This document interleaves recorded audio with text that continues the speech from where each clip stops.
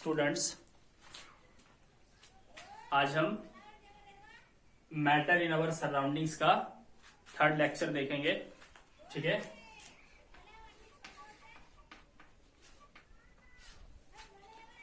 पिछले लेक्चर में हमने बात किया था कि मैटर के जो पार्टिकल्स होते हैं उसके क्या क्या कैरेक्टरिस्टिक्स होते हैं। ठीक है, और उन कैरेक्टरिस्टिक्स के बेसिस पे हम सॉलिड्स, लिक्विड्स और गैसेस के प्रॉपर्टीज को हम समझे थे। ठीक है, और पिछले लेक्चर में हमने दो टॉपिक नहीं कवर कर पाया था। एक था हमारा ब्राउनियन मोशन, दूसरा था डिफ्यूजन। तो आज हम इन चीजों को कवर करेंगे। इसके अलावा हम देखेंगे कि मैटर के जो स्टेट्स होते हैं वो चेंज हो सकते हैं या नहीं, और अगर चेंज होंगे तो कैसे। ठीक है, तो चलिए हम स्टार्ट करते हैं। सबसे पहले ब्राउनियन मोशन क्या होता है। ठीक है,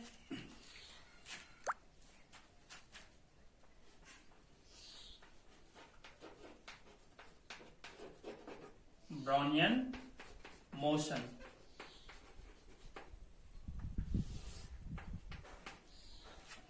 देखिए क्या है ये ब्राउनियन मोशन जो है, सबसे पहले एक साइंटिस्ट ने डिस्कवर किया था, रॉबर्ट ब्राउन उनका नाम था। ठीक है, रॉबर्ट ब्राउन।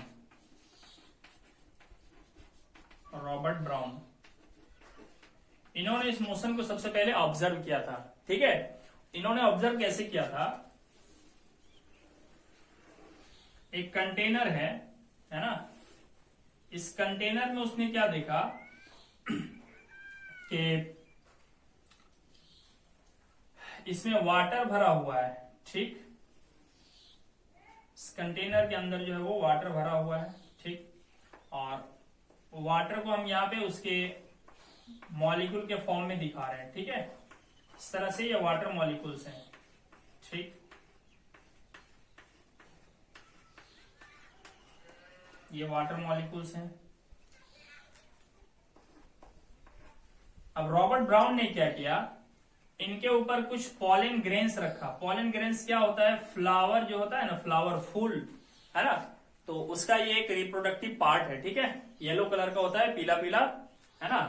आप कोई भी फूल लोगे ना तो उसके एकदम सेंटर में आपको, एकदम बीचों बीच सेंटर में पाउडर जैसा सब्सटेंस मिलेगा, वही पॉलन ग्रेन्स होता है।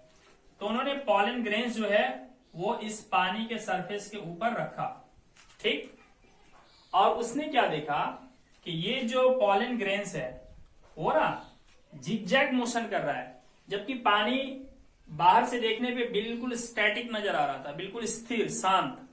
लेकिन उन्होंने देखा कि पॉलन ग्रेन्स जो है वो जिगजैग मोशन कर रहा है। कभी पॉलन ग्रेन्स इधर जा रहा है, कभी इधर जा रहा है, कभी इधर जा रहा है। ठीक है, अपने आप pollen grains zigzag random motion कर रहा है ना, ऐसे ऐसे ऐसे ऐसे पानी के सरफेस के ऊपर। ठीक, तो उन्होंने सोचा कि भाई ऐसा क्यों हो रहा है, ये जो पॉलन ग्रेन्स है ये अपने आप इधर उधर क्यों मोशन कर रहा है ना। ये पॉलन ग्रेन भी क्या है, इधर उधर मोशन करेगा।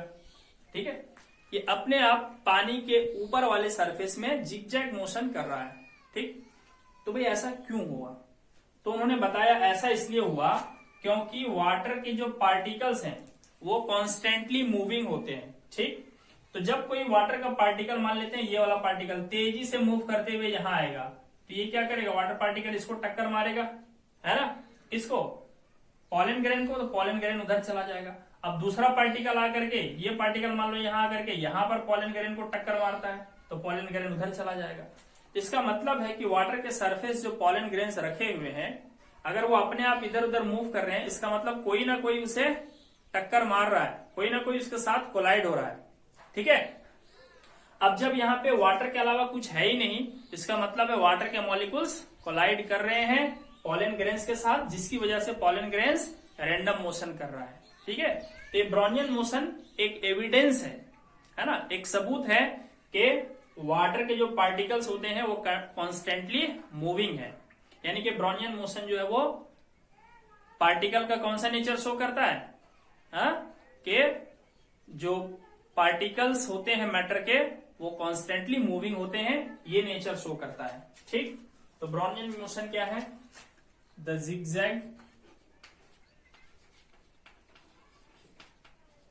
जिगजैग या इसको कह सकते हैं random motion of suspended suspended particles in a medium is called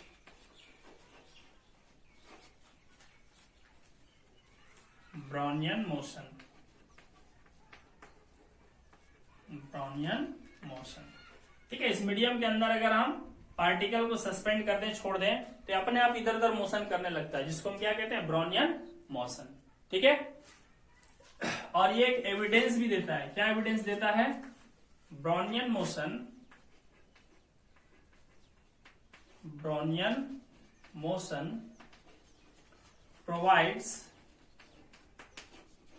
provides evidence that particles of matter are continuously moving। Continuously को कॉन्स्टेंटली भी कहा जाता है, मूविंग, ठीक है स्टूडेंट्स। चलिए अब हम नेक्स्ट टॉपिक देखते हैं, डिफ्यूजन। डिफ्यूजन क्या होता है, ठीक है।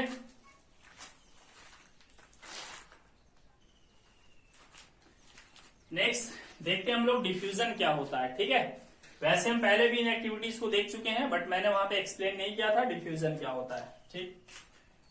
क्या करते हैं हम लोग,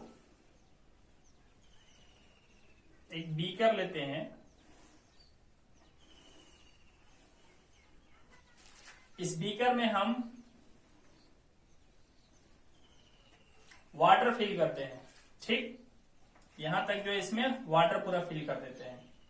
अब हम इसमें क्या करते हैं, एक दो ड्रॉप हम इसमें ब्लू ऐड कर देते हैं। ब्लू समझते हो, नील, जो अक्सर कपड़ों को है ना ब्लू करने में इस्तेमाल किया जाता है, ठीक है।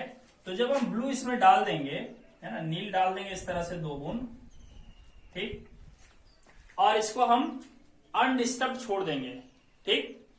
वाटर के अंदर ब्लू डाल के हम अनडिस्टर्ब छोड़ देंगे, ठीक। तो जब हम ब्लू डाल के अनडिस्टर्ब इसको छोड़ देंगे, तो हम क्या देखेंगे, थोड़ी देर बाद ये जो यहाँ पे 2 बूंद है ब्लू, है ना, नील जो 2 बूंद है यहाँ पे, ये धीरे धीरे अपने आप जो है मोशन करने लगेंगे, ठीक है। धीरे धीरे अपने आप मोशन करने लगेंगे और ये पूरे वाटर के अंदर फैल जाएंगे, ठीक है। और ये पूरा वाटर जो है वो कैसा हो जाएगा, बिल्कुल ब्लू हो जाएगा, ठीक है। पूरा वाटर ब्लू हो जाएगा, ठीक। तो यहां पे क्या हुआ, यहां पे जो ब्लू था, है ना, ब्लू ड्रॉप्स यानी नील की बूंदें, है ना, ब्लू ड्रॉप्स, ये ब्लू ड्रॉप्स जो है वो वाटर के साथ अपने आप मिक्स हो रहा था। हमने कोई स्टीयरिंग नहीं किया, इसको हिलाया नहीं। तो एक मटेरियल का दूसरे मटेरियल में अपने आप मिक्स होना, यही कहलाता है डिफ्यूजन, ठीक है। एक मटेरियल का दूसरे मटेरियल में, दूसरे मटेरियल के साथ अपने आप मिक्स होना क्या कहलाता है, डिफ्यूजन कहलाता है, ठीक है। डिफ्यूजन और हमें कहां देखने को मिल सकता है, मान लेते हैं ये एक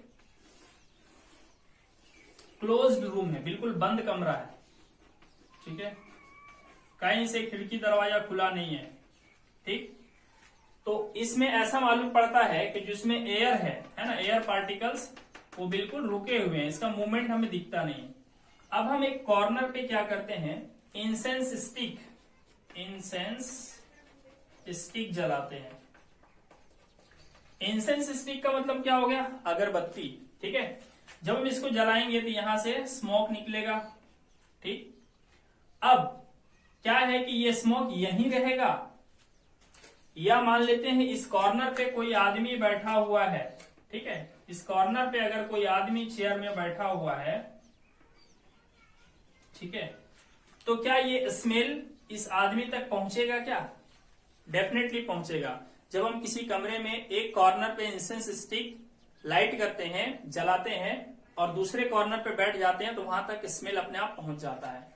तो ये क्या हो रहा है, यहाँ पर जो इंसेंस स्टिक का जो स्मेल है ना, तो स्मेल अपने आप क्या है, चारों तरफ फैल जाता है, तो यहां भी क्या हो रहा है, अपने आप मिक्स हो रहा है ना। इंसेंस स्टिक का स्मोक जो है एयर में अपने आप मिक्स हो रहा है, ठीक है। ये एयर एक मटेरियल है और दूसरा यहाँ पे क्या है, स्मोक है, तो अपने आप ये एक दूसरे में मिक्स हो रहा है, तो ये भी क्या है, डिफ्यूजन कहलाएगा, ठीक है। तो चलिए स्टूडेंट्स, डिफ्यूजन को हम डिफाइन करते हैं, ठीक है। तो द स्पॉन्टेनियस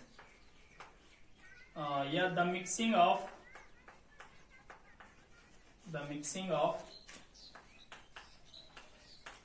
टू और मोर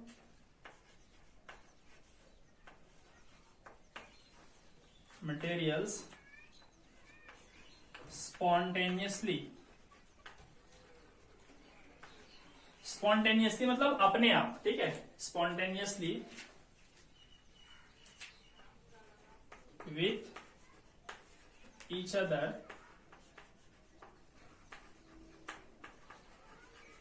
is called diffusion, ठीक है। ये डिफ्यूजन कहलाता है, ठीक। इसके एग्जाम्पल की अगर हम बात करें, एग्जाम्पल है ना, एक तो हमने ये वाला देखा, दूसरा ये देखा, ठीक है। तो क्या हो जाएगा, mixing of blue drop into water spontaneously, इसी को ऑन इट्स ऑन कहते हैं, अपने आप, ठीक है। इसको हम ऑन इट्स ऑन भी कहते हैं, ठीक है, ऑन इट्स ऑन, ठीक है, अपने आप। इसी तरह हम यहां पर क्या लिख सकते हैं, दूसरा example, mixing of smoke into air on its own, अपने आप क्या है, स्मोक का हवा में मिलना भी क्या है, डिफ्यूजन कहलाता है, ठीक।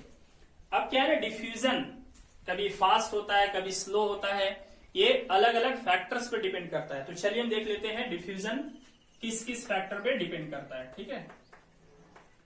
Factors affecting rate of diffusion,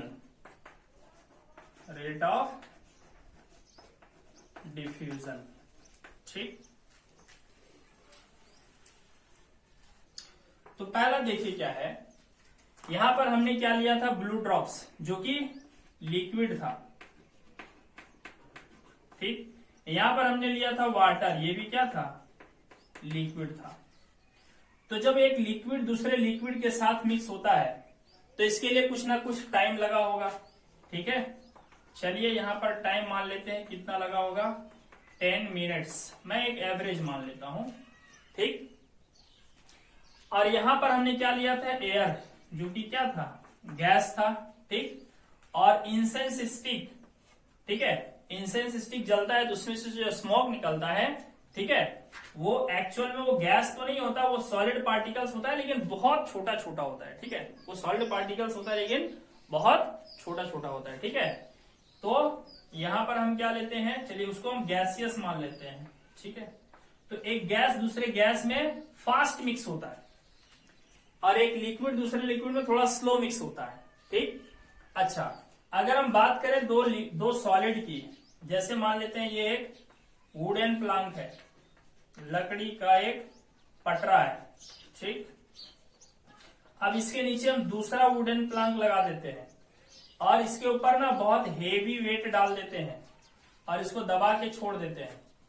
ये दोनों क्या तुरंत चिपक जाएगा, ये एक लकड़ी वाला पटरा ऊपर वाला नीचे वाले के साथ क्या तुरंत चिपक जाएगा, नहीं चिपकेगा। 2-4 दिन में तो कोई फर्क ही नहीं पड़ेगा। इसे आप 1 साल या लगभग 2 साल छोड़ दो, तब ये एक दूसरे से चिपक जाएगा। कहने का मतलब है यहां भी डिफ्यूजन होता है, ये सॉलिड के कुछ पार्टिकल्स नीचे चले आते हैं और नीचे वाले सॉलिड का पार्टिकल कुछ ऊपर चला जाता है, ठीक है। तो यहां भी डिफ्यूजन होता है, लेकिन रेट ऑफ डिफ्यूजन यहाँ पे बहुत स्लो होता है। तो रेट ऑफ डिफ्यूजन जो है वो पहला किस पर डिपेंड करता है, स्टेट ऑफ मैटर पे, state of matter, state of matter पे किस तरह से डिपेंड करता है? Diffusion, diffusion between two gases, diffusion between two gases is fastest. दो गैसों के बीच डिफ्यूजन सबसे तेज होता है, B number. Diffusion between two solids, अगर दो सॉलिड हो तो उनके बीच जो डिफ्यूजन होता है वो स्लोवेस्ट होता है, सबसे धीरे होता है। या मान लिया जाता है कि नहीं होता है, भाई 2 साल में डिफ्यूजन होगा तो उससे माना नहीं जाता कि डिफ्यूजन हो रहा है, ठीक है, तो इतना स्लो प्रोसेस होता है, बट सबसे स्लोवेस्ट होता है। और तीसरा diffusion between two liquids, diffusion between two liquids is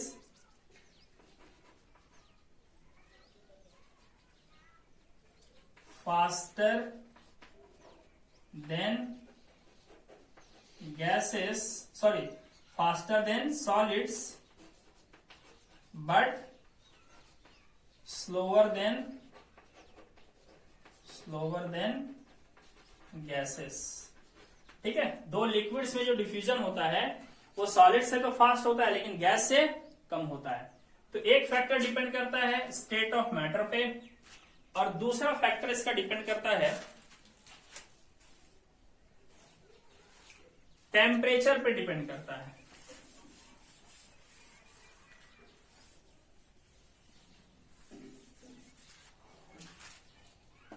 ठीक है, दूसरा फैक्टर जो है इसका, फर्स्ट हमने लिखा स्टेट ऑफ मैटर और दूसरा फैक्टर जिस पे डिपेंड करता है वो है टेम्परेचर।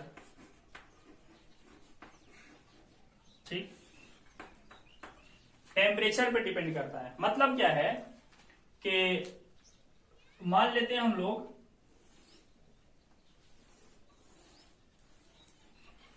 ये एक बंद कमरा है, यहाँ का टेम्परेचर है, मान लो गर्मी का दिन है और यहाँ का टेम्परेचर है 40 डिग्री सेल्सियस। ठीक है, और एक दूसरा हम लोग ले लेते हैं, चलिए ये एक दूसरा कमरा है और ये ठंडी का दिन है, यहाँ का टेम्परेचर है मान लो 10 डिग्री सेल्सियस।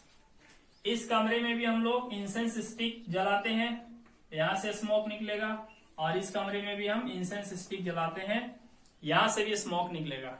ठीक है, तो क्या यहाँ का टेम्परेचर कम है तो यहाँ डिफ्यूजन धीरे धीरे होगा। ठीक है, यहाँ पर इस कॉर्नर से स्मेल को निकल के इस कॉर्नर तक जाने में ज्यादा टाइम लगेगा, और यहाँ क्या है टेम्परेचर ज्यादा है ना, यहाँ जल्दी जल्दी जो है वो डिफ्यूजन जो है यहाँ फास्ट होगा, स्मोक जल्दी से इस कॉर्नर तक पहुंच जाएगा। तो इसका मतलब है टेम्परेचर ज्यादा होने से डिफ्यूजन फास्ट होता है। ठीक है, तो ए नंबर लिखेंगे, the rate of diffusion is faster at high temperature,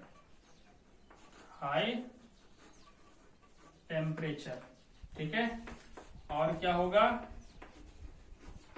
the rate of diffusion is low at low temperature. Temperature कम रहेगा तो डिफ्यूजन धीरे धीरे होगा।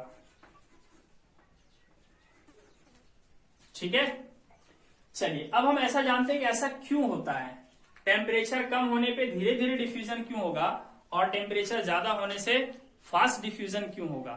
ठीक है, तो देखिए क्या टेम्परेचर ज्यादा है तो क्या होगा ना कि इस कमरे में जो एयर मॉलिक्यूल्स होंगे उनकी काइनेटिक एनर्जी ज्यादा होगी। ठीक है, और जो स्मोक निकलेगा है ना, स्मोक जो यहाँ पे निकलेगा वो स्मोक के पार्टिकल्स के साथ जब एयर का कॉलिजन होगा तो क्या है कि इसका काइनेटिक एनर्जी ज्यादा फास्ट मूव करेगा, ये ज्यादा फास्ट मूव करेगा तो जल्दी से यहां पहुंच जाएगा। जबकि यहां क्या है कि एयर मॉलिक्यूल्स का काइनेटिक एनर्जी जो है वो कम होगा। क्यों कम होगा काइनेटिक एनर्जी? क्योंकि इनका टेम्परेचर कम है। अब जब एनर्जी कम होगा तो यहां से जो पार्टिकल्स निकलेंगे, है ना, वो पार्टिकल्स धीरे धीरे उधर जाएंगे। एयर मॉलिक्यूल जो उसे टक्कर मार के धीरे धीरे उधर ले जाएंगे। ठीक है, तो स्टूडेंट्स इस तरह से डिफ्यूजन दो चीजों पे डिपेंड करता है, मैटर का स्टेट क्या है और उसका टेम्परेचर क्या है। ठीक, अगर हम 2 बूंद ब्लू एक गर्म पानी में डालें और एक ठंडे पानी में डालें तो पता है वो ब्लू जल्दी से डिफ्यूज किस में होगा? गर्म पानी में। क्योंकि गर्म पानी के पार्टिकल्स की काइनेटिक एनर्जी ज्यादा होगी तो वहां पे मूवमेंट फास्ट होगा, इसलिए डिफ्यूजन भी फास्ट होगा। और ठंडे पानी का टेम्परेचर कम होगा क्योंकि उसका काइनेटिक एनर्जी कम होता है, और जब काइनेटिक एनर्जी कम होगा तो पार्टिकल्स धीरे धीरे मूव करेंगे और इसलिए डिफ्यूजन स्लो होगा। ठीक है, चलिए अब हम नेक्स्ट बात करते हैं change of states of matter.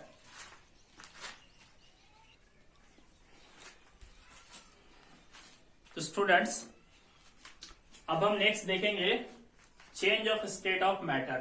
ठीक है, यहां पर हमने कुछ मैटर लिया है। देखिए ये स्टोन है, ये एल्युमिनियम रॉड है, ये आइस क्यूब है यानी बर्फ के टुकड़े, ये कैंडल है मोमबत्ती, और ये एलपीजी है लिक्विफाइड पेट्रोलियम गैस जो हम घरों में यूज करते हैं, ये वाटर है पानी, और ये वुड है यानी कि लकड़ी।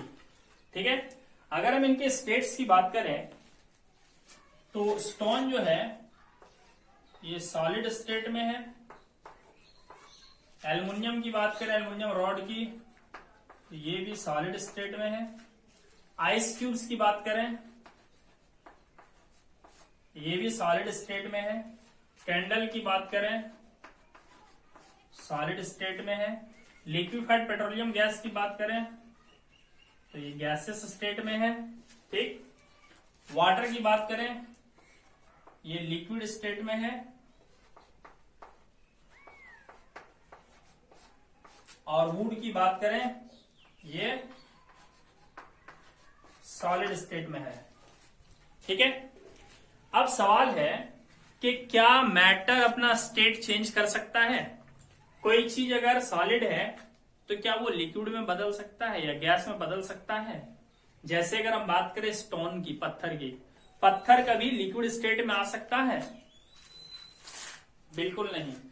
आपके पास कोई तरीका नहीं है कि आप स्टोन को लिक्विड में बदल दें। ठीक, अच्छा, क्या एल्युमिनियम को आप लिक्विड स्टेट में ला सकते हो? मतलब एल्युमिनियम कभी पानी के जैसा बहना स्टार्ट करेगा क्या? ऐसा हो सकता है, एल्युमिनियम पिघल सकता है, लेकिन क्या करना पड़ेगा? वो एल्युमिनियम को हम पिघलाएंगे कैसे, उसको मेल्ट कैसे करेंगे? तो आपको पता होगा जो फैक्ट्रीज होती है ना बड़ी बड़ी, वो क्या करते हैं? एल्युमिनियम को मेल्ट करता है, पिघलाता है। कैसे? टेम्परेचर बढ़ा करके, है ना। टेम्परेचर अगर बहुत बढ़ा दें, बहुत ज्यादा हीट कर दें इसको, तो ये पिघल जाएगा, लिक्विड स्टेट में आ जाएगा, है या नहीं? मतलब मैटर अपना स्टेट चेंज कर सकता है। ठीक, अच्छा, आइस क्यूब्स, बर्फ के टुकड़े, आप इसे भी धूप में रख दीजिए तो ये भी क्या होगा? अपना स्टेट चेंज करेगा या नहीं?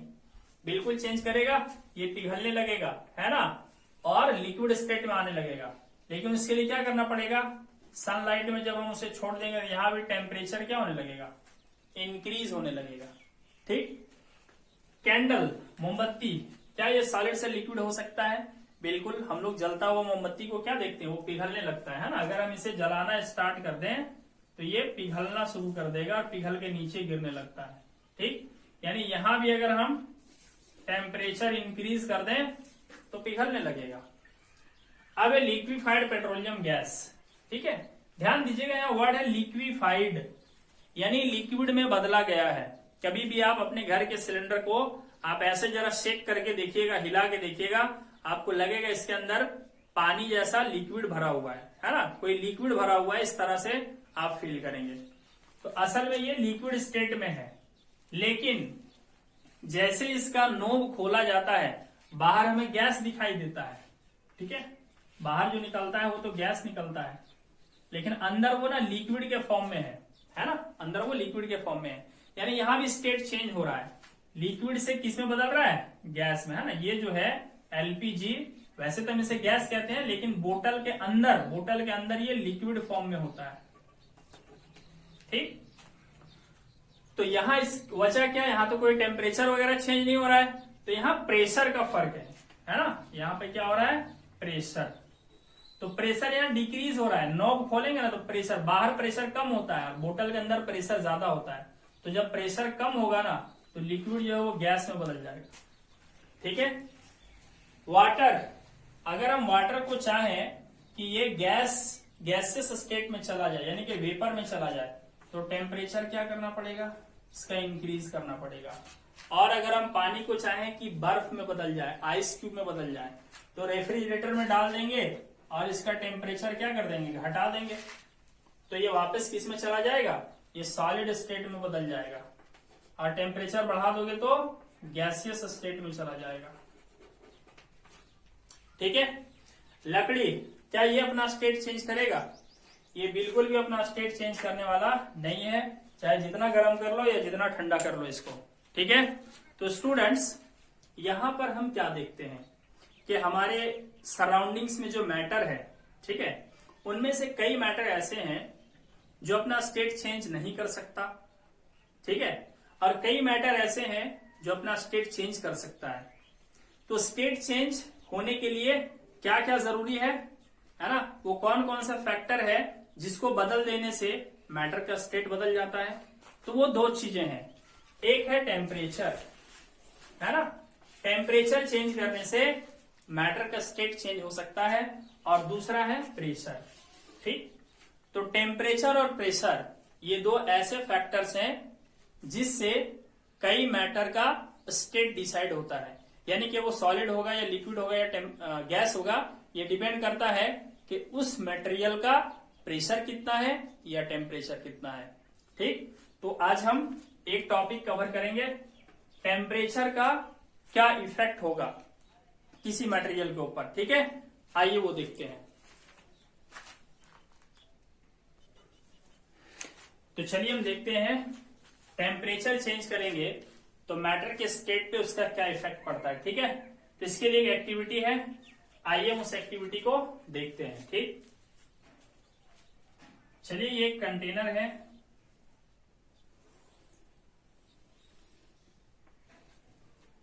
इस कंटेनर में हम कुछ आइस क्यूब्स लेते हैं, बर्फ के टुकड़े लेते हैं,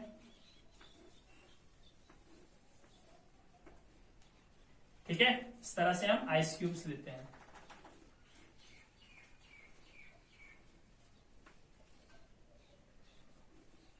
ये बर्फ के टुकड़े यहां पे रखे हुए हैं, ठीक है।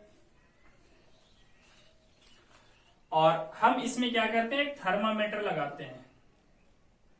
यहां पर हम एक थर्मामीटर लगाते हैं, ये लेबोरेटरी थर्मामीटर होता है, और थर्मामीटर के नीचे यहाँ पे एक बल्ब लगा होता है, ठीक है। देखिए यहाँ पे एक बल्ब लगा होता है, इस बल्ब के अंदर मरकरी भरा हुआ रहता है, ठीक है। मरकरी एक मेटल है, मरकरी, ठीक, मरकरी भरा हुआ रहता है, ठीक। और मरकरी की प्रॉपर्टी ये होती है कि जब टेम्परेचर बढ़ता है ना तो ये फैलता है, तो जब ये फैलेगा ना, जैसे टेम्परेचर बढ़ेगा फैलेगा तो ये ऊपर उठेगा, ऊपर उठेगा तो थर्मामीटर ना रीडिंग देगी, और इसकी रीडिंग जो है यहां तक मान लो मरकरी भरा हुआ है, ठीक। इसकी रीडिंग जो होती है वो लेबोरेटरी का जो थर्मामीटर होता है ना, वो 0 डिग्री सेल्सियस से लेकर के 100 डिग्री सेल्सियस तक का टेम्परेचर ये मेजर कर सकता है, ठीक, लेबोरेटरी का थर्मामीटर, ठीक है। तो चलिए हम मान लेते हैं कि ये थर्मामीटर जो है ना -5 से मेजर कर सकता हो, कितना, -5 डिग्री सेल्सियस से, ठीक है। ये -5 से मेजर कर सकता है, ऐसा हम मान लेते हैं, ठीक। अब क्या करते हैं हम लोग कि यहां पर हम एक बर्नर लगाते हैं, ठीक, और बर्नर को हम ऑन कर देते हैं, ठीक। तो जब बर्नर को हम यहां से ऑन कर देंगे तो यहां से हीट एनर्जी इस आइस क्यूब को मिलने लगेगा, ठीक। तो जब इसे हीट एनर्जी मिलने लगेगी तो यहाँ का टेम्परेचर धीरे धीरे क्या होने लगेगा, बढ़ने लगेगा। तो चलिए हम एक ग्राफ खींचते हैं, ठीक है। एक ग्राफ लेते हैं हम लोग,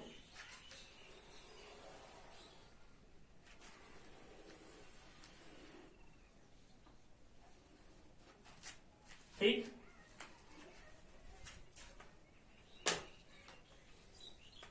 एक ग्राफ लेते हैं, इस वाले एक्सिस में हम टाइम दिखाते हैं, ठीक है, और इस वाले एक्सिस में हम टेम्परेचर दिखाते हैं,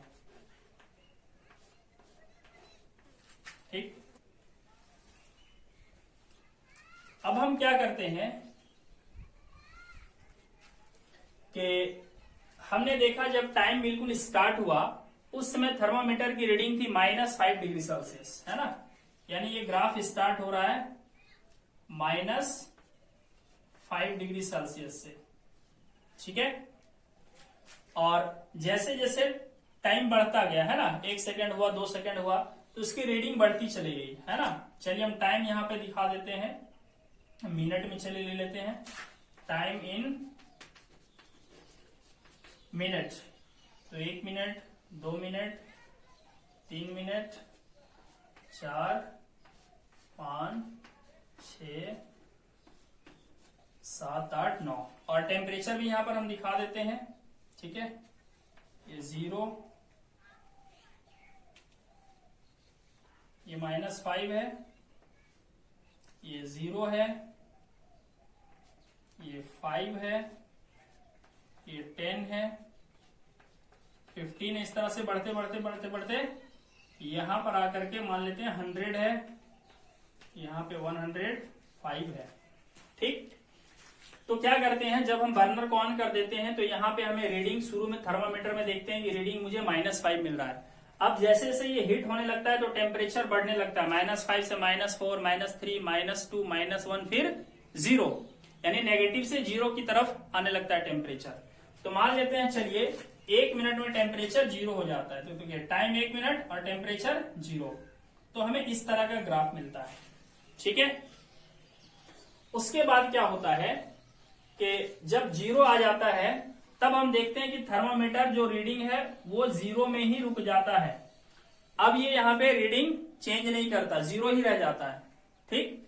लेकिन हम क्या देखते हैं, ये बर्फ पिघलने लगता है अब, है ना। ये जो आइस है ना, ये पिघलने लगता है, ठीक। अब पिघलने लगता है आइस, और वो कौन से स्टेट में चला आता है, लिक्विड स्टेट में चला आता है, ठीक। तो पिघलने में मान लेते हैं हम लोग 2 मिनट लग गया, तो 2 मिनट तक टेम्परेचर इसका 0 ही रहेगा, ठीक। 2 मिनट तक टेम्परेचर इसका 0 ही रहेगा, ठीक है।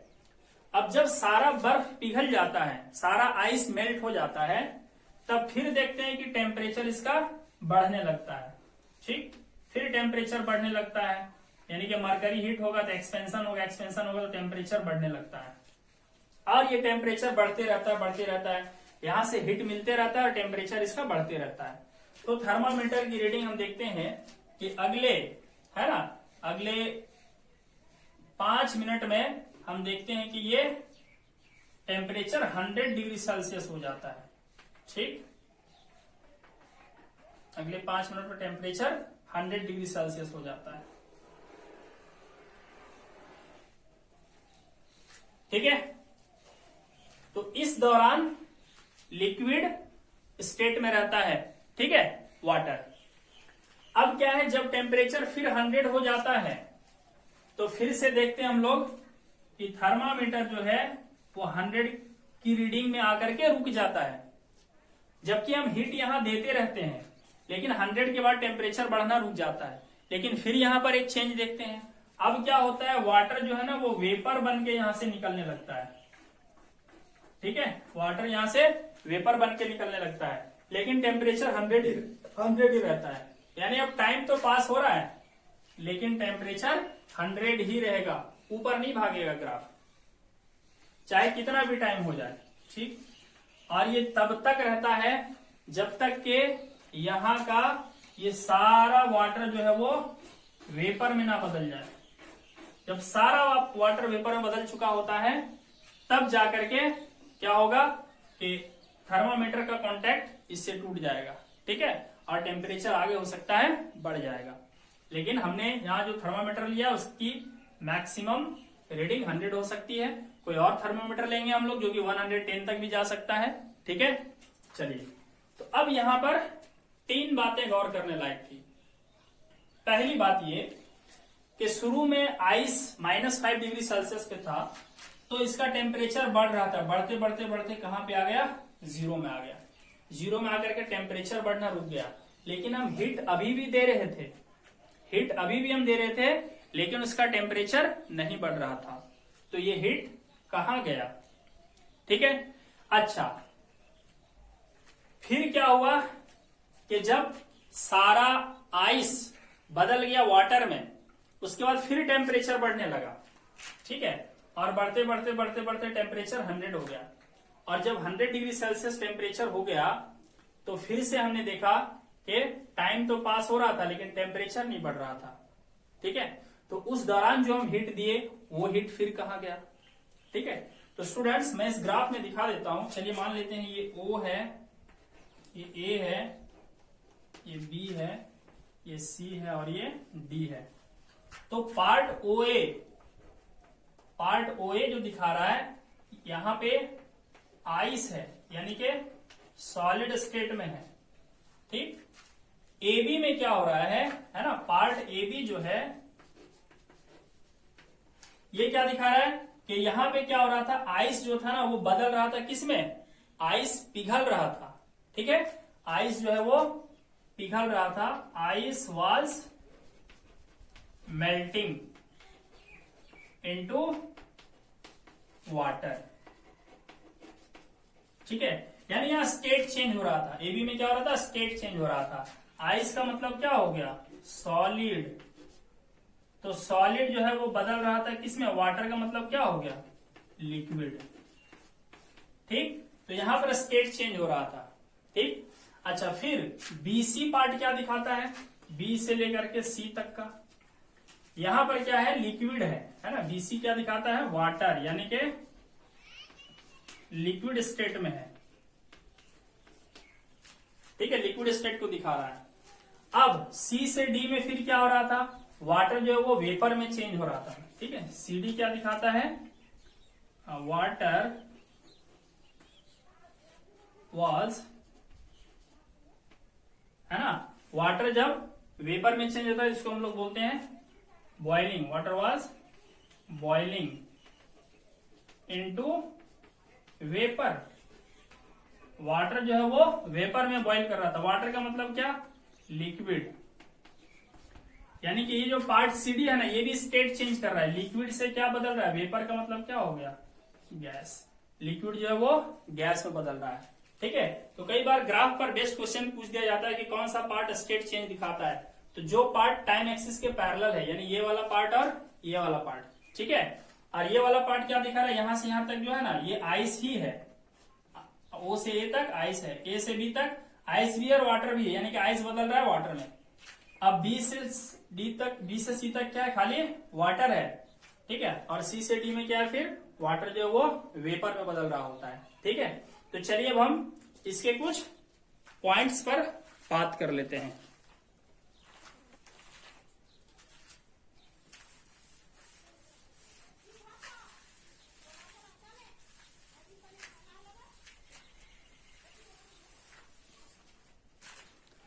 देखिए स्टूडेंट्स, यहां पे एक्चुअली हो क्या रहा था,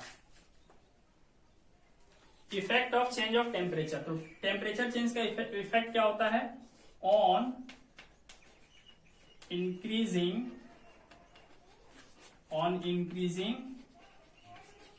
टेम्परेचर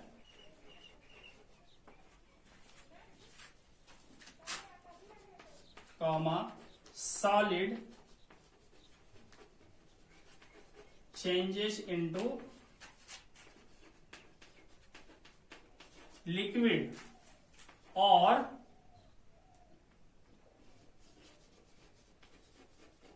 gaseous state। आगे हम पढ़ेंगे सॉलिड सीधा गैस में भी बदल जाता है, जिसको सब्लिमेशन कहते हैं। ठीक है, एक तो ये हो सकता है, दूसरा, सॉरी, ये पूरा सेंटेंस फर्स्ट पार्ट हो गया। ठीक है। अब बी नंबर क्या है, on decreasing temperature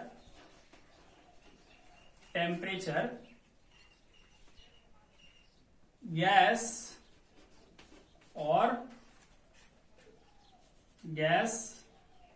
changes into liquid or solid state. Temperature घटाने से गैस जो है वो लिक्विड में भी बदल सकता है और सॉलिड में भी बदल सकता है। जैसे देखोगे वाटर वेपर जब ठंडा होता है ना तो वापस किस में बदल जाता है, वो वापस बदल जाता है लिक्विड स्टेट में, ठीक। और इसी तरह पानी को जब बहुत ज्यादा ठंडा करेंगे, लिक्विड को ठंडा करेंगे तो वो सॉलिड स्टेट में आ जाता है, ठीक है। तो चलिए हम यहाँ पे कुछ टर्म्स डिफाइन कर लेते हैं। पहला हम जानेंगे यहाँ पे मेल्टिंग, ठीक है, या इसी को कहा जाता है फ्यूजन। तो मेल्टिंग क्या होता है, देखिए आइस क्या हो रहा था, आइस जो है शुरू में किसमें बदल रहा था, वाटर में, तो वो क्या रहता है मेल्टिंग। मेल्टिंग का मतलब होता है change of solid into liquid on heating is called melting,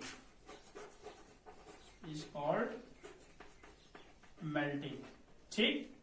अब यहां पर एक और चीज जानेंगे हम लोग, मेल्टिंग पॉइंट क्या होता है। मेल्टिंग पॉइंट, तो हमने क्या देखा, आइस जो है वो किस टेम्परेचर पे सॉलिड से लिक्विड में बदल रहा था, 0 डिग्री पे, है ना। 0 से नीचे वो सॉलिड ही था, फिर 0 के बाद वो लिक्विड में चला गया। लेकिन जब उसका टेम्परेचर 0 था तब वो क्या कर रहा था, सॉलिड से लिक्विड में बदल रहा था, ठीक है। तो मेल्टिंग पॉइंट क्या होता है, the temperature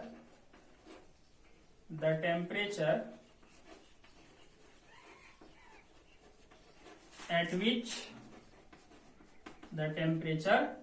which a solid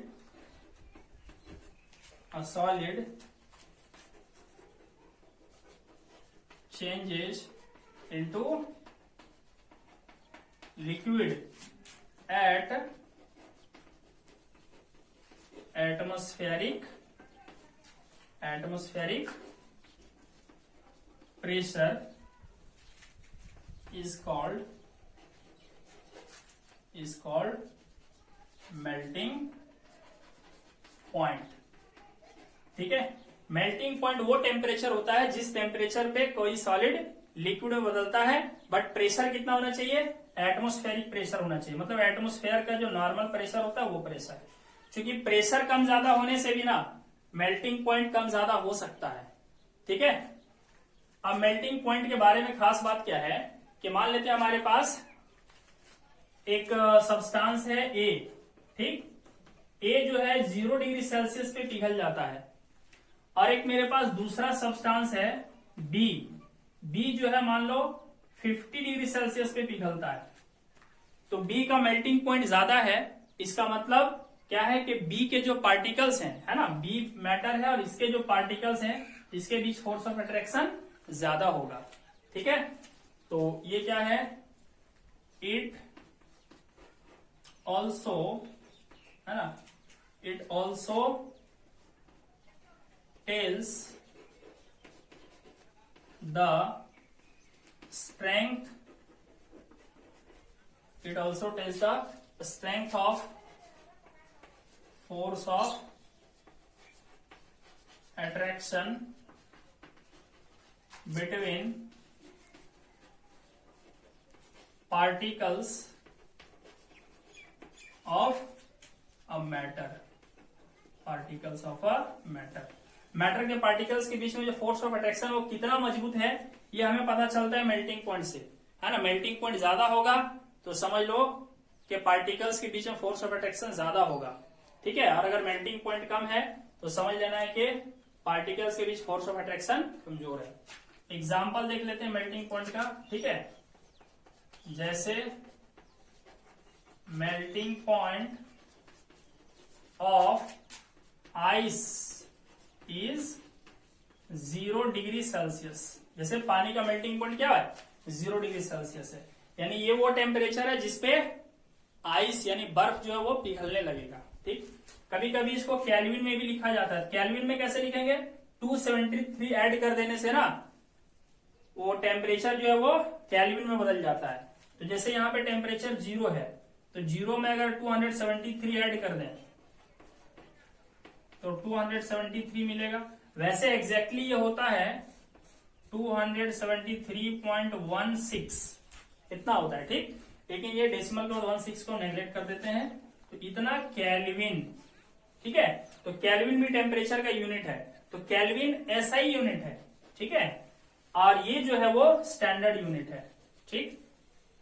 kelvin जो है वो एसआई यूनिट है, यानी वो यूनिट जो पूरे वर्ल्ड में एक्सेप्टेड है, ठीक है। एसआई यूनिट केल्विन होता है और जनरल यूनिट या स्टैंडर्ड यूनिट जो है वो टेम्परेचर का सेल्सियस होता है, ठीक है। तो कभी भी टेम्परेचर बदलना हो सेल्सियस से केल्विन में तो 273 ऐड कर देना, और अगर केल्विन को सेल्सियस में बदलना हो तो 273 सब्ट्रैक्ट कर देना। चलिए पॉइंट क्या होता है,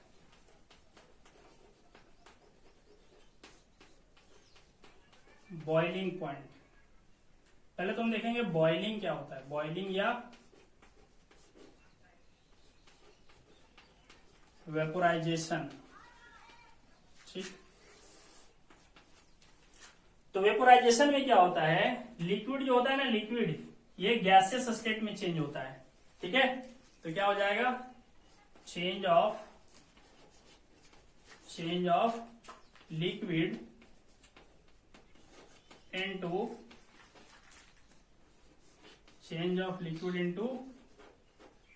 gaseous state on heating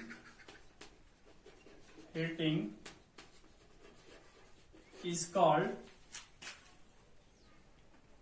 boiling, or vaporization,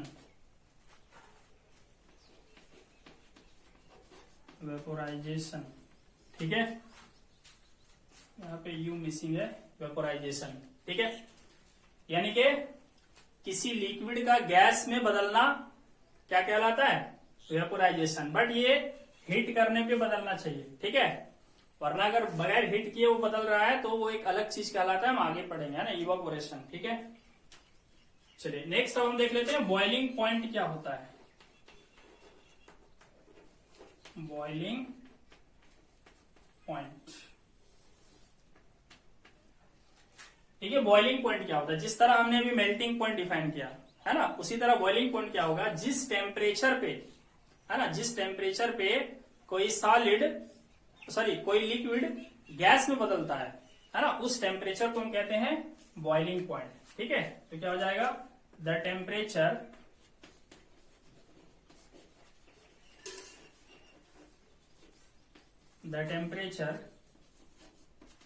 at which a liquid changes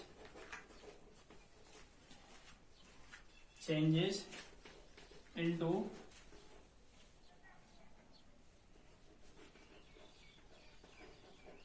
gaseous state at atmospheric pressure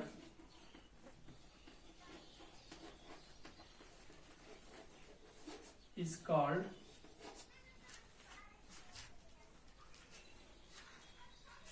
boiling point. It's called boiling point. ठीक है। इसका एग्जाम्पल क्या हो जाएगा, बॉइलिंग पॉइंट वाटर का कितना होता है, boiling point of water is 100 degree Celsius. Degree Celsius तो स्टैंडर्ड यूनिट हो गया।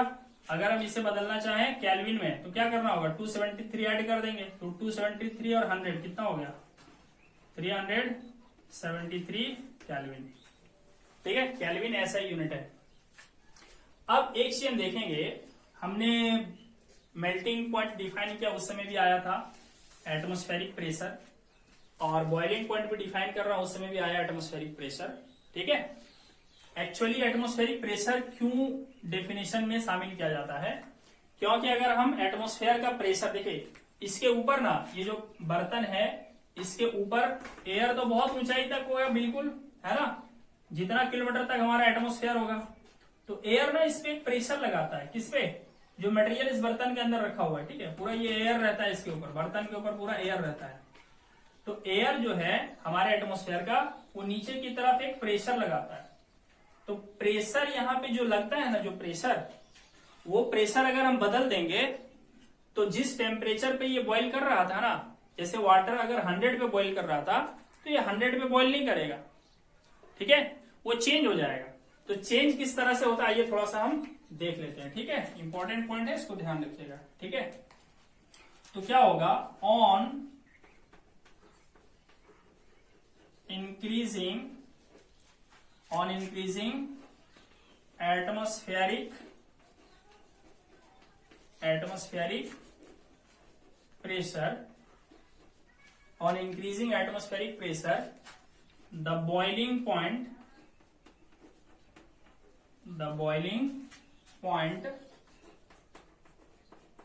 also increases।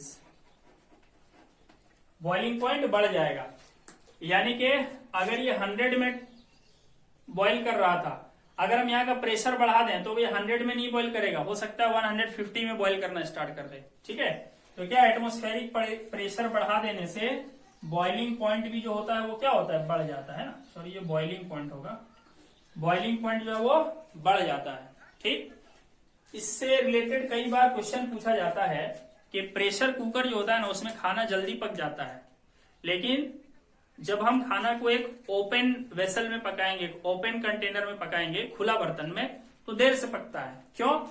क्योंकि प्रेशर कुकर के अंदर क्या होता है ना, चूंकि इसका ढक्कन बंद रहता है, तो वहां जो वेपर बनता है ना, तो प्रेशर बढ़ जाता है। अब प्रेशर बढ़ जाने से वहां का बॉइलिंग पॉइंट बढ़ जाएगा, और बॉइलिंग पॉइंट बढ़ जाने से खाना जल्दी पक जाता है।